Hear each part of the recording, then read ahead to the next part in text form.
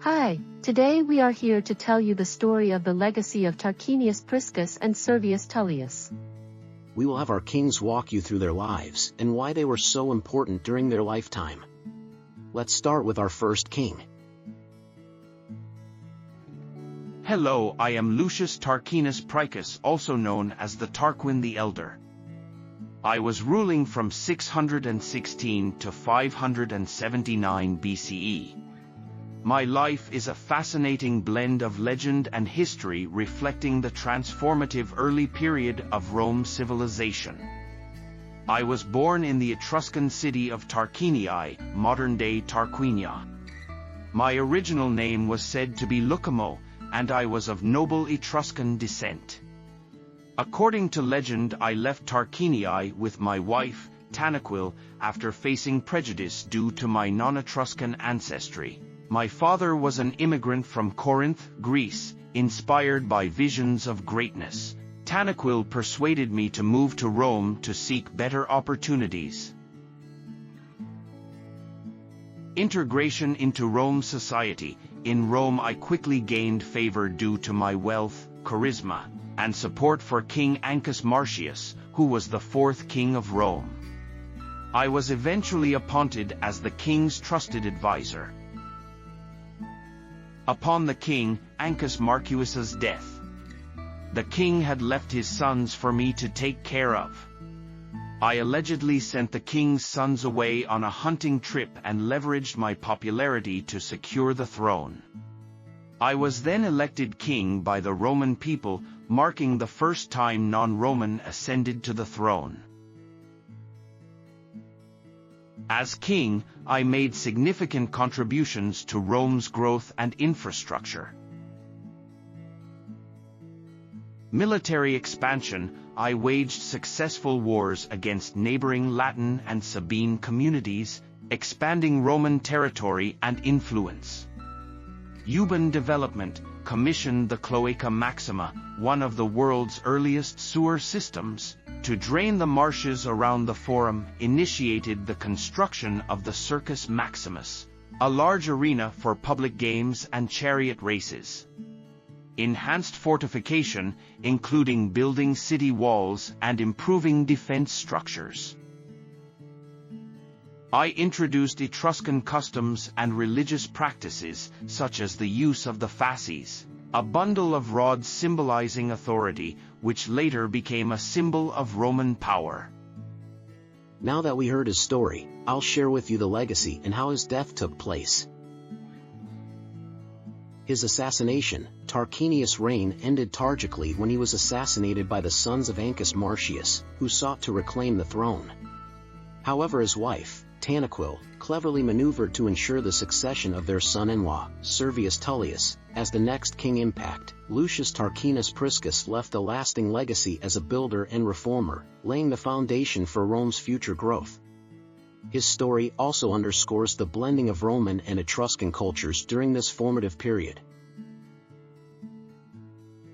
Now that we learned about Lucius Tarquinius Priscus, let's move on to our next king, who is Servius Tullius. He will walk us throughout his life and legacy. I am Servius Tullius. I ruled from approximately 578 to 535 BCE. My life, much like that of my predecessor Lucius Tarquinius Priscus, blends historical fact with legend. My reign is notable for significant social and political reforms that shaped the Roman Republic's foundation. Mysterious origins. My origins are steeped in myth. One account suggests I was the son of a slave woman in the household of Tarquinius Priscus, blends historical fact with legend. My reign is notable for significant social and political reforms that shaped the Roman Republic's foundation. A mysterious flame was said to have appeared around my head while I slept. This was interpreted as a divine sign of my future greatness, convincing Queen Tanaquil, wife of Tarquinius Priscus, of my destiny to rule. Adopted heir. I grew up in the royal household and became a trusted figure in court. After Tarquinius Priscus was assassinated by the sons of Ancus Marcius, Queen Tanaquil orchestrated his ascent to power. She claimed that her husband had merely been injured and declared me as the acting king. Securing the throne, over time, I consolidated my authority, gaining the Senate's and people's support. I was eventually formally recognized as king, although my raise was unconventional, as I was not elected in the traditional manner. I am celebrated for my transformative reforms, particularly those that addressed Rome's social structure and governance. Census and class division. I introduced the first Roman census, a groundbreaking measure that organized the population into classes based on wealth and property. This system established the centuriae, units used for voting and military organization, giving wealthier citizens greater influence, comitia centuriata. I restructured the Roman army and created the comitia centuriata, a new voting assembly based on the census. This system laid the groundwork for Rome's later republican government. City growth. I expanded Rome's territory through military conquests and peaceful annexations, incorporating the surrounding hills such as Quirinal, Viminal, and Esquiline hills into the city. The Servian Wall. I fortified the city with defensive structure known as the Servian Wall, although the extent of its construction during my reign and how it was debated by the historians. I emphasized the worship of Diana, establishing a temple dedicated to her on the Aventine Hill, symbolizing the unity of the Latin League under Rome's leadership. My reforms aimed to improve the rights and status of the plebeians, the lower class of Rome. By organizing them into voting blocks and granting them representation, I helped integrate them into Rome's political system. Now that we have learned about Servius Tullius, let's get into his legacy and his death. Servius' reign ended in betrayal and violence. His daughter, Tullia Minor, conspired with her husband, Lucius Tarquinius Superbus, Tarquinius the Proud, to seize the throne.